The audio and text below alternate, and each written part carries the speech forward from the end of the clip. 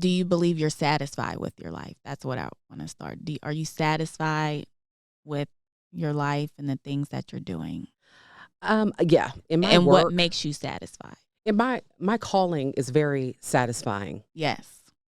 But you have to also understand, just because it sounds good doesn't mean it's easy or it's all great.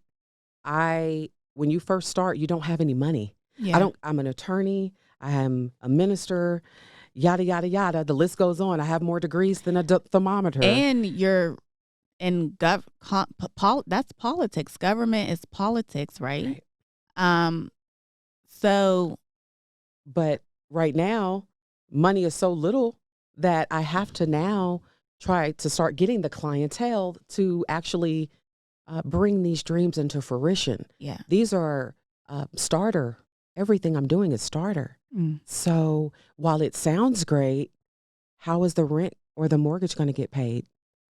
My Bentley Continental Flying Spur Speed, my car, basically is in repossession. You know, I'm just being real with you because I was laid off from my last job with the government. I was a attorney, general attorney with the United States Small Business Administration. Wow. I was laid off months ago. Wow. And things are hard. But God, I still have a trust, like that, knowing that it's going to be all good. I'm going to reach that wealthy place because God tells us that we're lenders, not borrowers. Yeah. We're above only, not beneath. Yeah. I trust God. Yeah. And so I'm walking through that journey. That's just between, you and I. Yeah. But I'm fulfilled. If God doesn't do anything else for me, I'm grateful. I do want a spouse. Yeah. I am very lonely, but I'm very happy as well. Yeah. How did you navigate being laid off from your job? Because that was like a high position. Yeah. And how did you navigate that season of your life and the things that you're doing now, in ministry? Did you start those things after you were laid off, or were those already in the works? I started everything after all my businesses after I was laid off. I spent Not surprised. Right. I spent some of the last money that I had on creating and administering the new companies. And my prayer is that they will be successful. Yeah. And navigating a layoff is very difficult because you have no income, but you have tall expenses. Right. So I had to downsize. I went from a large space to a very small space. Like I said, my car is about to be gone. And you were in a Bentley. Like, you can't just scroll past that. That's like the most expensive car. No, there's more expensive cars than that. But yeah, God blessed me to a certain right height. Yeah. It's just a vehicle. And that was another experience. You're not your car. You are not. You are not any exterior. You're not your home. So do you feel like God had to strip you from some of those like material things before he launched you into any sort of ministry? I don't think he had to. I think I was humble enough because he gave me those things. So I don't think it was necessarily God having to strip me of it. It's just my journey, my process. Yeah. And I still trust the Lord. I don't look at him any less. I'm not blaming God. Yeah. I'm not angry. Yeah. I mean, because I had a similar experience, like when I was working at a university. I was making okay money, or I wasn't like making anything, but I was working. I was wrongfully terminated from the job. But it was during that time where I birthed Jordan's journey. Wow. So it was also like everything that I was engaged, I was working, I was moving, all in the same week, all that was over. And my life just totally, I was redirected. Like when people say God's rejection, I mean, people's rejection is God's redirection. That I had that experience, but at the same time, everything that I thought was important, he removed. Everything that I was really depending on outside of him, he removed. Wow. And he had to get me to that place where I went on this journey of just trusting him. And, and I was walking with him. And, certain things were birthed out of that. But he totally shut all of that down.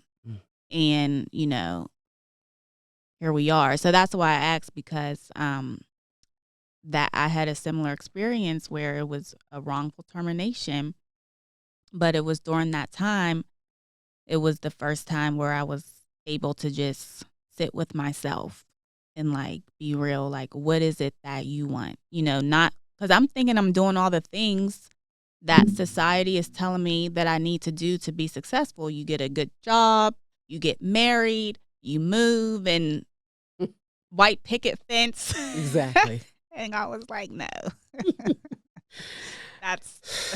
There's a little bit more. Oh my God. I know the feeling. Yeah. So would you say you would be doing the things that you're doing now when it comes to ministry and purpose and fulfilling your calling if you weren't laid off from your government job? Yes, I would. Okay. I have had these visions before. I even became an attorney. Yeah. And when let's see, I've been a minister for a couple of years now, about 2 years. Okay. And so I've spoken. I've already started walking in my ministry calling before the layoff. Okay. For example, Okay. I have spoken at women's conferences. I've preached Sunday service before. These types of exposures occurred before the layoff. So yes, I would say I would continue, and I would be continuing in the ministry, the magazine, the law firm, all of that. I had a different law firm before I started working with the government, but you fizzle out those cases. You phase them out if you have a full-time job.